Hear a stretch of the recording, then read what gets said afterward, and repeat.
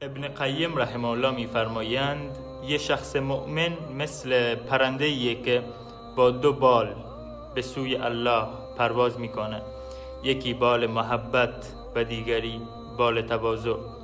با محبتش نسبت به الله به تمام نعمتها میرسه و با تواضعش به الله نزدیکتر میشه. با داشتن محبت و تواضع بندگی ما برای الله کامل میشه و در مسیر بندگی از عبادت هامون لذت میبریم. تواضع برای الله ما رو از ذلت در برابر غیر خدا بی نیاز میکنه، اونجا که نه در مقابل هوا و هوس و نه در مقابل نیازهامون و نه در مقابل هیچ صاحب قدرتی به ذلت نمیافتیم، چون یقین داریم که الله سبحان تنها پادشاه و صاحب قدرت برتر است.